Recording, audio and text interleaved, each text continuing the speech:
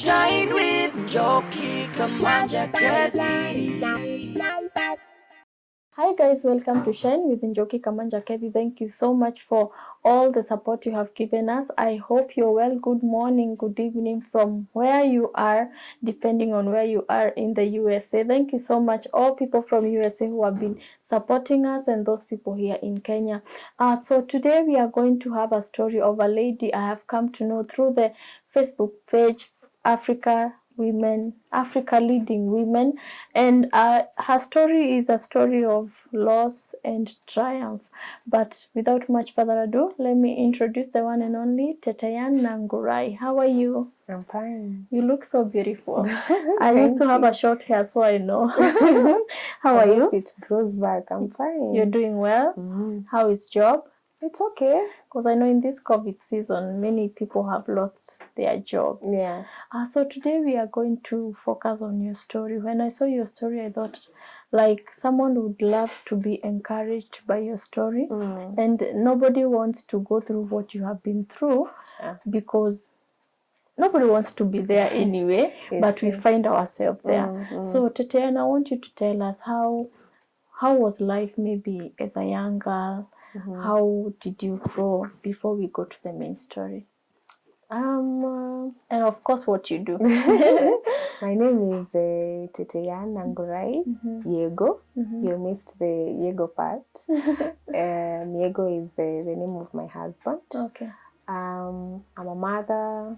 I'm a hotelier. So I currently work at Yaya Hotel and Apartments. Okay. And also at the Yaya Management, which is we manage the shopping mall. I think people are more familiar with the Yaya shopping mall, but we have Yaya the apartment side and the hotel side. So mainly you will find me at the hotel side, welcoming guests and smiling at that them. Smile must be very welcoming. Yeah, so that's basically what I do. Okay. Yeah, so growing up, I'm the firstborn of 3 children, 2 girls, 1 boy. Just briefly, maybe my mom passed away when I was 15. My sister was 12 and my brother was around 7, 8. Yeah. But I cannot really complain how I grew up. Like I went to the best schools. Wow. Yeah, so my dad's employer at that time was really good. So I remember the employer used to pay our fees. And then it's deducted from his salary. So you see, for him, that was job security. Wow. Because now we could go to school comfortably and all he had to do was just work hard. So yeah, I can say I had a pretty good life. You've cleared school. You're now grown up and now you meet a young man and you feel like this one, I have to spend my life with him. How did you meet your husband? We met in a funny way because I used to work in sales. So we used to, it was the Star newspaper. Back then, before it became a newspaper, people used to think it's a tabloid. So it was a matter of convincing we're a serious newspaper. So I was in sales.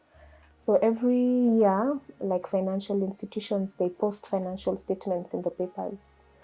So what we used to do, you go to Nation, we check which companies have advertised around that month, then you go to them. So his company, I saw it in Nation. It's called Kestrel, and then it's at the ICA building at that time. So I said, I told my friend, let's go. So we just walked in, we introduced ourselves, my name is so-and-so, we want to see the person who deals with advertisement. So they told us they don't really have, but we'll see the accountant, the main accountant. So he was called. So we're there, we said, oh, my name is so-and-so, and please, when you're doing the financial statements, consider us in this year. So I said, okay, I'll try to talk to my boss because we mainly do business daily because it's financial. We mainly do business daily and maybe Nation or Standard, but we can try the Star. I told him, yeah, just do business, then do the Star. You know, the way you try and sell, we'll give you, I don't know what, for free, what. So we now kept in touch because now I needed to keep pressuring him for before, I think it was around Jan, and they were supposed to advertise in June. So we kept in touch. He kept saying, let's do coffee. So I'm thinking, are we doing coffee? Why are we doing coffee? Give me business, then we will pay for the coffee. Yeah. So in between those months, we kept bumping into each other in town. Like me and that friend of mine who we went together, she's called Juliet. So we always used to bump, like every 2 days we bump into him in the streets. I'm like, I think he's stalking us. But it was always in a random corner, like you make a turn and he's there. Or we walk, we turn, he's there. So there's one day I was in Nakumat. That time it was Nakumat here at Ngong Road. So I was paying at the till. I was at the till. Then I saw him coming. I was like, this man, he follows me everywhere. So I went to the till, like I want to pay so that I don't bump into him because I'd been avoiding like that coffee. Yeah. So I saw him entering out. I said, oh, at least he hasn't seen me. So then someone comes and taps me and says, I need that trolley down there. So I give him. Then it's him. So he's like, oh, it's you again. I'm like, I thought he entered. So I tell him, so yeah, what are you doing here? Well, I'm paying. He's like, oh, okay, then I'll walk you out. So I'm thinking, no, bye. You are taking the trolley, go. So he stands there, he goes out and waits now for me. So it's like, no, today we are going for that coffee that you've been avoiding. So of course you refuse. Then he keeps pressuring. He's like, only one, like, then that's it. So yeah, after that we went for that 1, 2, and yeah. And then you're here introducing yourself to in-laws. Then I was going to in-laws. Now you got married and you got children. Yeah. But at some point your husband started complaining that his body is not that good. His health is not that good. Yeah. Tell us about that. It actually started with after my second born. She was like about a year. And he just started complaining complaining fatigue and like excess fatigue. So I remember when we got the second born, he was so busy because she came at when they were doing their financial statements and things. So he was not even given paternity leave. Like that year, he hadn't even taken like the annual leave. So we thought it was just that fatigue of overworking. But the fatigue was that one that is so, like it's too much. Intense. So then it became now even stomach aches. Like now he can't eat anything. So of course we all think when you're having stomach problems, it's maybe acidity or ulcers. And it's the same thing in hospital that they tell you you're eating food that's too acidic, so reduce. So we ended up reducing everything. Then it became like now he can't eat. It's just like plain food. But still, then now the weight became like a drastic weight loss. That one that is so noticeable, like 2 sizes down. So eventually he was told, I don't know, H. pylori, the bacteria. But now he wasn't eating at work. So he was only eating here. So then all of us could have gotten if it's coming from the food we're eating. So us, the rest of us, we are fine. But him, like now by that time, he was not eating anything at all. So not eating, weight loss, then the fatigue. So he just changed, yeah. So now someone referred us to a stomach specialist. So we went to the stomach specialist. They did the normal checks. They didn't find anything. So they said now they'll check the organs that are in the stomach, which is kidneys and the liver. So the kidneys are fine. But the liver, they said they can see a mass. But the test that can see that mass is not clear. So we need another one that I can't remember the name, but they just need a more clear one. I think it's called MRI or something. So they need a more clear one because now they've identified it's the liver. So they need to see like that mass, what is it? So we went, I think we went to Nairobi Hospital. Then they did the test and they said they can see now it's defined, the mass, like it's something big, like it's stuck on the liver. So we probably need like more tests to see what it is. So I didn't really click with that doctor. So we opted to do a second opinion. So I think we went to Mpisha. We explained like what the problem was. We went to all the tests.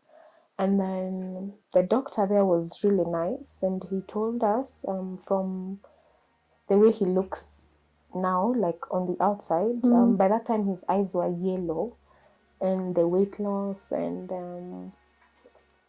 he said let's there's a test called markers.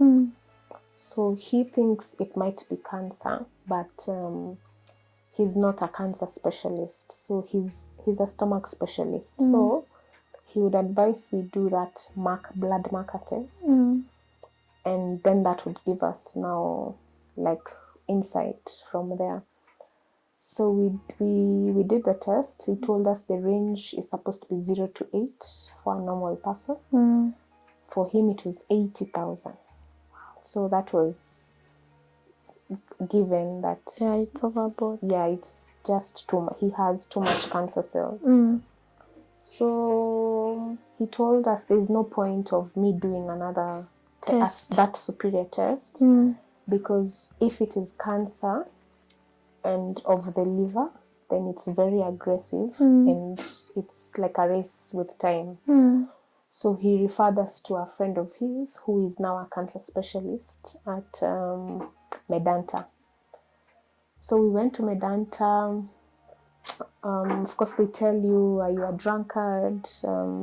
Were you a drunkard, even if now you're not a drunkard? But the funny thing is he had never, ever taken any alcohol, like tea only. He was a tea person. So even when they were saying the liver cancer thing, it was not believable because everyone who knows him is like, no, liver, maybe of the stomach, yes, but not the liver. liver. Yeah. So he told us he has to do a test, the biopsy, which is they pick a small mass, then they take it to the lab to see if the cells are cancerous. And yeah, so the results, now the second one came, and they said it's stage 3. I think they said 3A or something, but it was stage 3. So, it's 3 then 4. Yeah. And looking at him, he was like moving very fast, like it was progressing. So the uncles, his family decided maybe he should go to India and maybe they'll do a better job, because you see here you have to take the tests abroad for them to come back. But you see in India everything is there. Yeah. So before that, so someone referred us to cancer care in Pisha. They have that cancer place. So we went. We didn't really get a good doctor. He was nasty. In short, he just told us the money that we want to take to India, we just give him.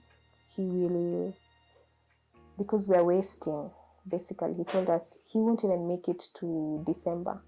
By that time, I think it was around September. Yeah, he was like, that's just wasting money. So just give it to me. I give him some medicine just to ease the pain, to make him more comfortable. But you see, even if someone there's a nice way of telling someone.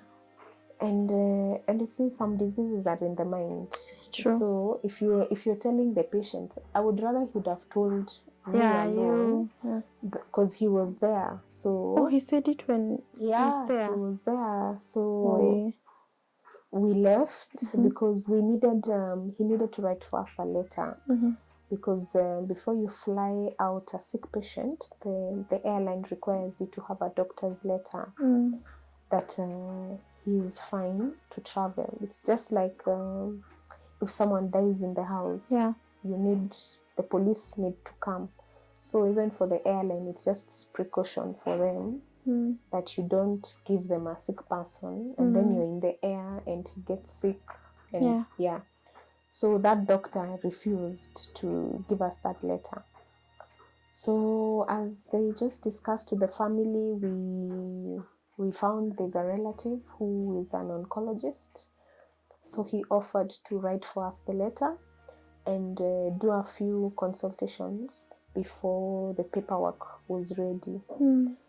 Which that really helped us, because the oncology visits the consultations are so expensive. So I just wonder, like, for those who don't really have money, like, what do they do? Or insurance. Yeah, or insurance, because us, at least their company, their cover was good. Like, it covered terminal diseases, so their cover was nice. His bosses and were now just... the relative is here to do it for free. Yeah, and then now the relative was ready to do it for free. He said we need that money for maybe treatment. Yeah. So as he analyzed the test, it reached a point now he couldn't, like, sit. So he used to stay in another room. Then me and an uncle, we sit and do the consultation. So just before him going, I remember he said he doesn't think he'll make it. So he's a doctor. So from a doctor's point, like, perspective, he won't make it. But there's God. Yeah. So we can try the India thing, but we need to be open-minded. Like, if there's something we've not put in order, now when he's still walking, we need to now think like that. Yeah. And I don't think it really sinks in that that's what you're supposed to do, because you're just thinking he needs to go. Like, he needs to be okay. He needs to get there, like, quickly, so he can come back, we continue with life. So he went, he stayed for a month, and I kept asking, like, can I go, can I come? And they just kept saying he's fine, but he didn't want to do video calls. So I kept insisting, like, can I just at least see, or even a picture, something, but they refused. So it was, you even wonder, I wish it was me who went. Yeah. But you say, I have a small baby, I have another one. So you're thinking, but who will I leave my children with? And even them, they're equally scared, because you can imagine, what do you tell them? Like, where did their dad go? Like, how do you explain cancer to a small child? Yeah. Or children? So, so he came back. Eventually they said, I remember there's a text he said, he was supposed to come back and do chemo here, then go back and see if it worked. So he said, I'm not going back. He sent me a text and said, I think people have done enough. So he was supposed to go in March. So he said, I don't think I'll come back in March. And you're still not programmed. Like, the end is... And you think maybe it's because he's sick, that is why he's thinking that. So I felt like his family kept me in the dark. Okay, maybe their intentions were good, but I feel like they should have told me it's not good. Though eventually I came to learn it was him who didn't want me to be told. But like, I still feel they should have told me, and maybe I would have been better prepared. Though the doctor had told us, but maybe, I don't know, maybe hearing it from him would have, maybe we would have related better, So anyway, he came back, and it just didn't look like him. Like, none of us, even me, I couldn't recognize him. And then I remember I kept telling the brother, you should have just told me, like, now, how does he look even? So you feel like you need to blame someone. Yeah. But now who do you blame? So he came, and, everyone is at home. They're waiting to see him. Because you see, when everyone asks you how he's doing, you're also telling them he's fine. Yeah, just the same way you were told. So now he's at the airport, and everyone is like, okay, so he's like fine now, so he's coming. So when you see him and then you think, okay, if me, I can't recognize him, what about those people in the house? Yeah. So I just sent a text to my sister and told her, like, you won't know him, and just tell everyone, like, not to act like they're shocked, because it is bad. Like, it doesn't look like him completely. And so we came, and it was, I don't know, it was just weird.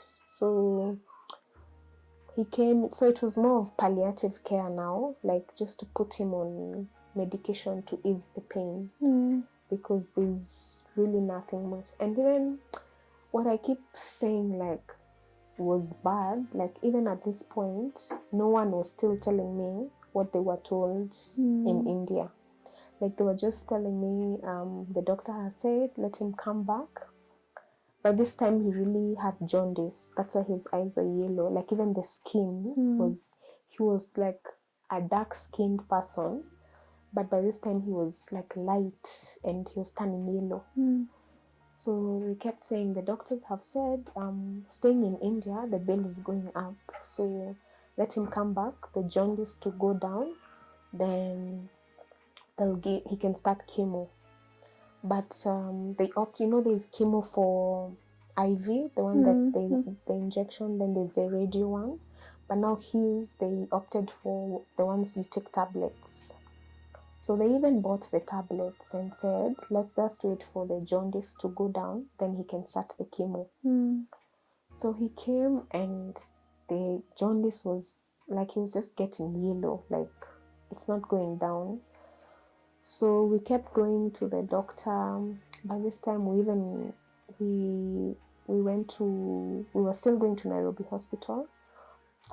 He was just not getting other complications.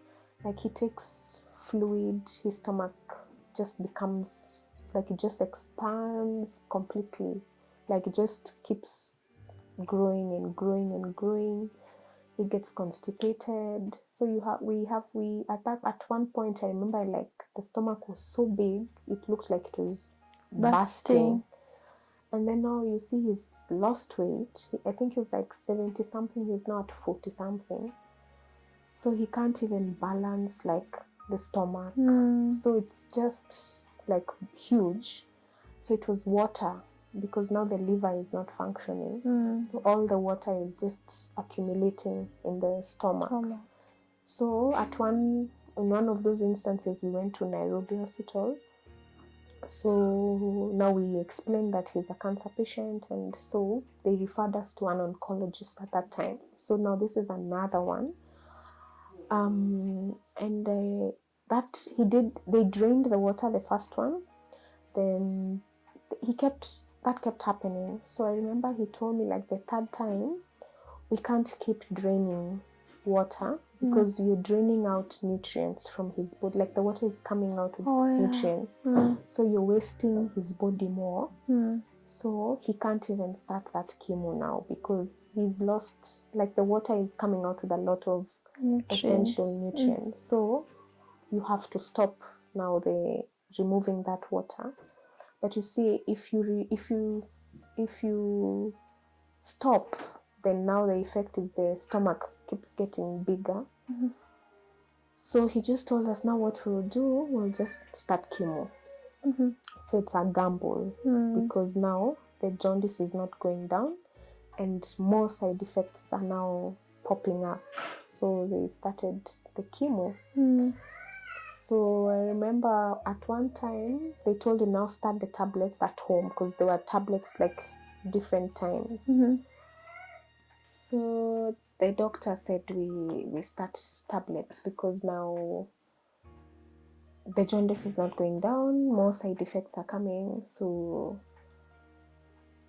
we started, but he told us it's now at stage 4, and it's really 50-50 now. So we'll just start, but he also insisted now have an open mind, because it's just a gamble now. Yeah. So we were sent back home, because at that point we were going to hospital because of the filling up of water is called ascites. So we were going because of the ascites. So we came back. So I remember one day he never used to sleep in bed. He used to say, I don't know, the bed, something, it's uncomfortable. By now he was very bony. So we assumed like maybe the mattress was hard. So there's a sofa that he liked. So he used to sleep there. So we used to take turns, me and the brother, like to watch him. Because he was so weak, like you had to hold him to move, like from this seat to another seat to the bedroom, like you hold him.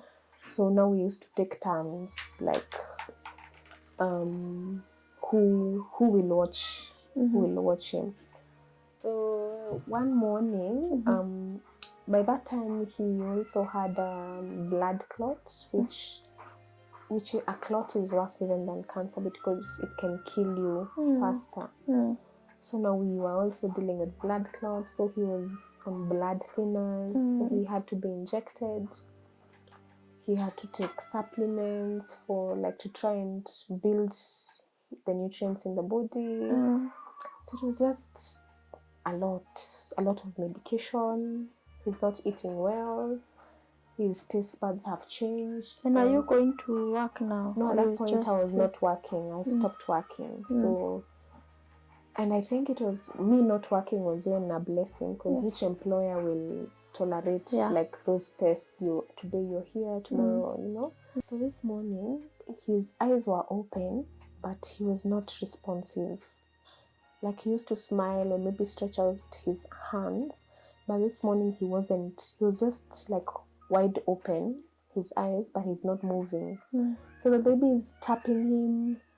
He's not moving. So I also I'm thinking, is he ignoring the baby? Then I felt like the cancer made him irrational, or I don't know, he was so delusioned. So I thought, okay, I think he's going mad or something, because why is he just had this blank look. He's not moving. So I came, I'm tapping him, he's not responding, like he's just like a statue. So I called the brother, I'm like, have you given him that morning? Because it was a whole like medicine you give him before he can eat. Have you given him? He's like, no, he said he doesn't want. So I'm like, it's not about wanting, because we are going with time. Like there's for morning, 10, lunch, you know. So I'm like, first of all, he's not even moving. Just go and try, maybe he'll listen. So he comes, he tries to waking up. He's now not. Then his jaw like went upside down. My neighbors were so supportive. So at that time, one neighbor took the children, and then one neighbor drove me. So we followed them. So they reached hospital, and they had hazards on. So I think at hospital they knew it was an emergency. So they let him in through like the emergency entrance, and they took him in. And because even by the time we were reaching, he was already responding. So they told us that his glucose levels have dropped to 0. Like, so if they reach 0, your liver is completely dysfunctional. So it's not producing enough to keep you conscious. So it kept going. So that kept happening. So they kept him in hospital. It drops to 0. He goes unconscious. Now they put water in him, like with medicine, like with sugar actually. But now you remember the stomach. So now the doctor was like, okay, now it's not working now. So I remember, so they had to keep him in hospital until now. Like maybe they see if his glucose can come up. So as they did that, now he stopped breathing on his own. So he needed like now oxygen. So see, now we can't bring him back home. So New Year, he was in hospital. Then I think it was like on a Thursday or something. I used to go see him, then I go to the doctor. So when I went now to this new doctor we had found, he told me he doesn't have a liver now. Like the mass has eaten the entire liver. So even the chemo won't do anything. Yeah, it's not going to do anything. So now it's just, it's a matter of like time now. Like this is it. They asked me to consult the family. Like, should he stay in hospital or we bring him home and just make him comfortable? So that's that's a hard decision. So you can't make it on your own. And then they also ask you like to sign a consent form in case he goes unconscious. Should they put him on life support or should they just leave him? So of course you want him to leave, but there's just now later is when I was reading something, when you're the decision maker, the decision is for you. Like you want him to be alive to stay with you, but how about him? Like, is he better off staying with you in pain, or you just let him go? But it's I don't know, it's a tough decision, because if you are asked, like maybe if you're in a state where you can't make a decision, would you prefer you're kept alive on life support and in pain, or just let him, let him go? I was with my cousin and I just told her, I think I'll go and sign those papers. Like, I'm ready. So it's either God needs to decide. Like, it's either he heals him or he takes him. Because we can't, this is draining. Like, I think I've reached... We can't continue this way. Yeah, we can't continue this way. So for me, I was like,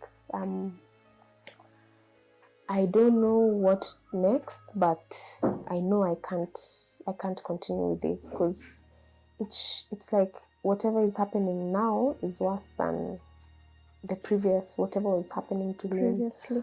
Yeah, so the side effects were just too much. Yeah, too much. So I just sat there and they gave him some injection to make him sleep, and then they bathed him, because now he was not moving like at all. So he became like not mobile at all. Like even they changed him on the bed. So he was just, so really it was just a matter of waiting. So I remember that Saturday, the visiting hours I think were 11 to 12, and then 4 to 6. So now that Saturday I came home and I decided I don't want to go for that morning one. Like, I need to recover. I felt like I needed to recover or something, because first of all, the disease had drained him. Like, he just even wasn't looking. No longer recognizable. Yeah, you can't recognize him. It's just not him. And then he can't even talk. Like, other days I would go, he talks. Now this time, he's just going and he's just quiet, like he has slept only. So I said I'm not going for that morning one. So the brothers went, and then I got a call from hospital. So they tell me, you need to come, and he needs to go to ICU, and you need to sign the forms, the consent forms. So I tried to call the brothers, they're not picking up. I'm thinking, if I'm needed there urgently, why aren't they picking or sending me somebody who can come and take me quickly? Because now you see, if it's ICU, it means it's urgent, and they can't take him in without consent. So I'm like, even then let the brothers sign. I don't mind. And they say, no, you're the next of kin, so you need to come, and you need to come now.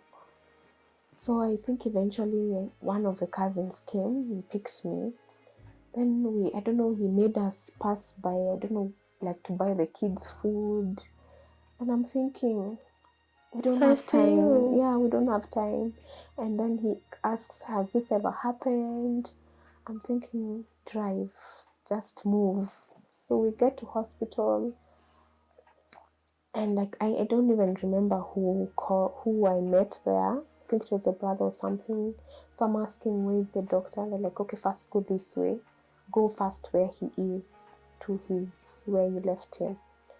So when I reached there, some nurse just appears. I think they had already spotted me. So they're like, oh, so you're the wife? I'm like, yeah. So they tell me, unfortunately, he didn't make it. Like, he died about an hour ago. Just died in the sleep. So now after you've even buried him, and now reality check. Like, I'm no longer taking care of my husband even if he's sick.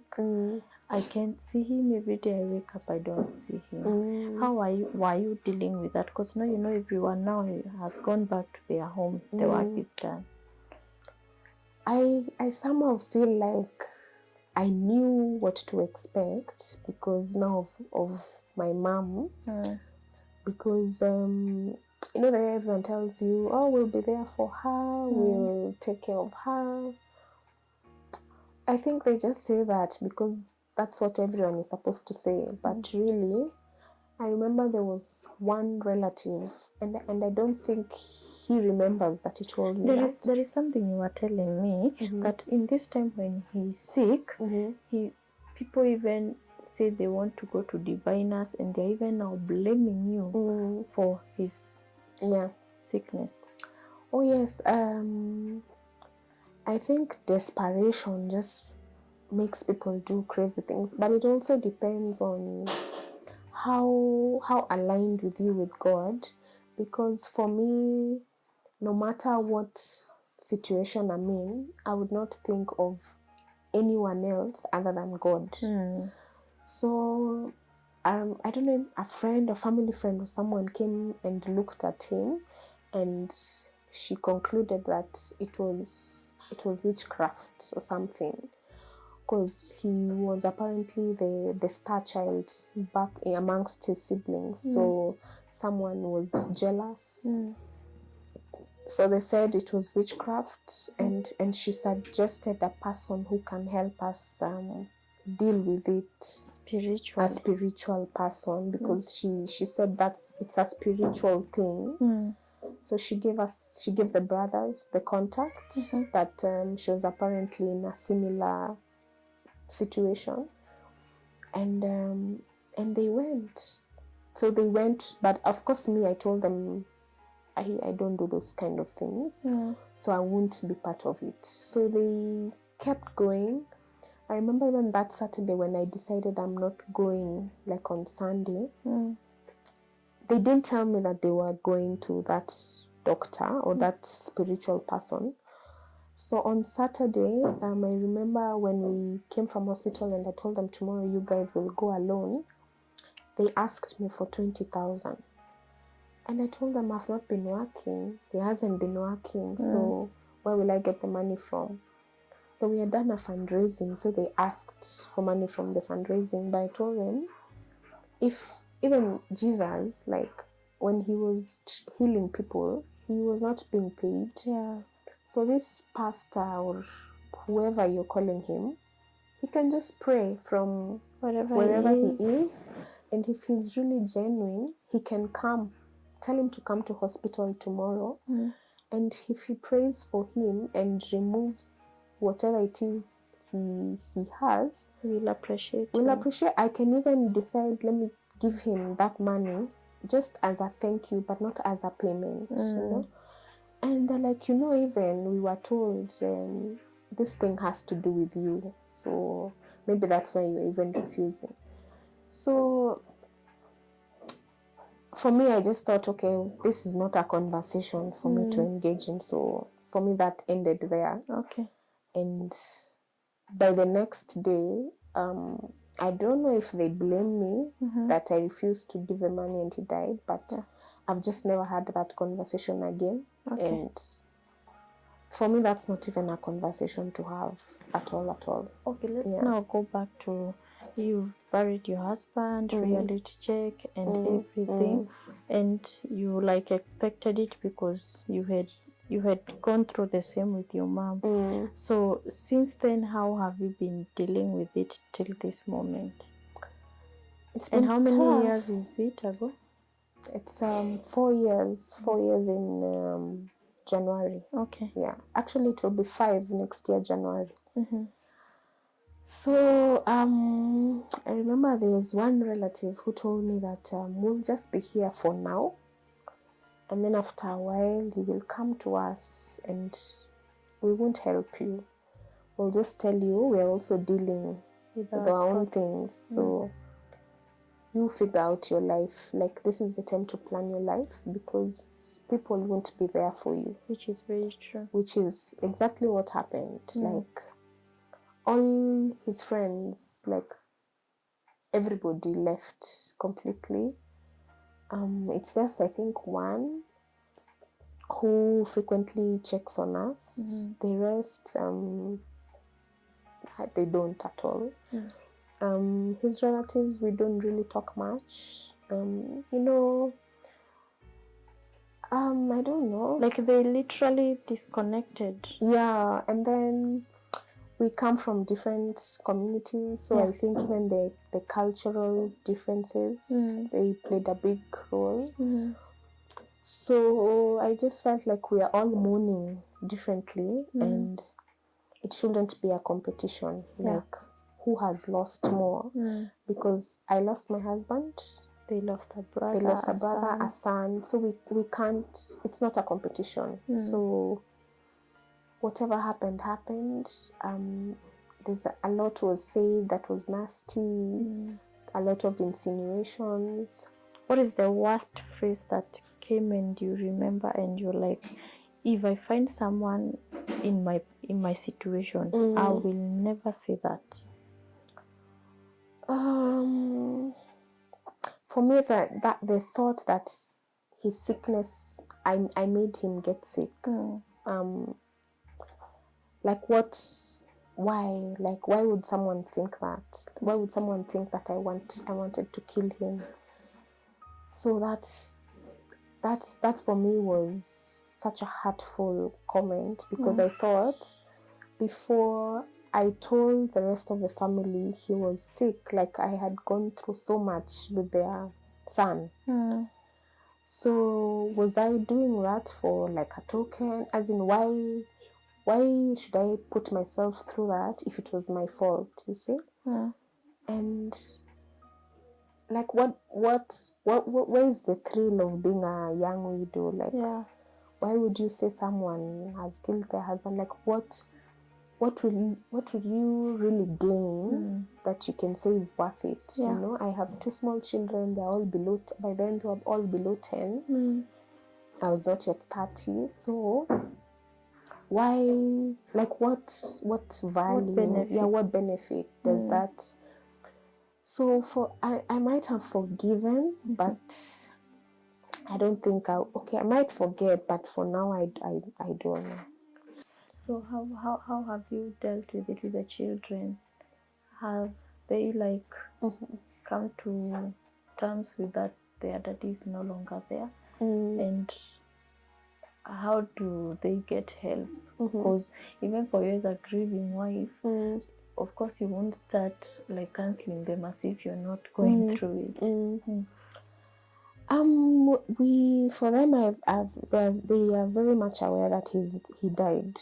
So I was very deliberate with that. Like, I didn't tell them that he went and he's coming back, and so they know very well that he died, and where he was buried. They know exactly where. And we still talk about him, like, once in a while. If something of his, we come across something of his, we'll say, so you have a photo? I still have a photo. So what I find hard now is looking at the photos. But other than that, I gave away like everything of his. Like, I remained with maybe just a shirt or 2, but every single thing of his, I gave it away. Wow. Yeah. Thank you so much for sharing that story. I love the fact that you're very calm and collected. Yeah. And I know it's not easy to share your story when you've gone through loss, and it's not easy, of course, to come out there. But I know it's one way of therapy. You heal, and you feel like if I can comfortably talk about it, then it only means that I'm headed somewhere. Yeah. Because there are those days that if someone told you to talk about it, you're like, I cannot do that. But thank you so much. Even trusting us as strangers, because we didn't know each other, with your story. And I really hope that your story is going to speak to someone outside there who maybe is going through that right now. And maybe they have even been told nasty things, and they have been told that they are the cause of A or B. And I really hope it's going to help someone there, because I know it's going to do that. Thank you so much, TETEYIAN. And I pray that God is going to continue taking you one step at a time. May God bless you. Thank you. Thank you so much for watching the story of TETEYIAN NANGURAI. And if you're outside there and you feel like you're at a point where you don't understand what is happening right now, this is a story for you. And tell a friend to tell a friend to watch this show so that they can continue being encouraged, because I know that it's not all about losing a person. You could be losing your peace, losing your joy. And when you watch such stories, it tells you that there is a hope, there is a light at the end of the tunnel. Thank you so much. May the good Lord bless you. And remember, as we always say, you're the light and you can shine. And this is Shine with Njoki, KAMANJA, KETHI. Shine with Njoki, KAMANJA, KETHI.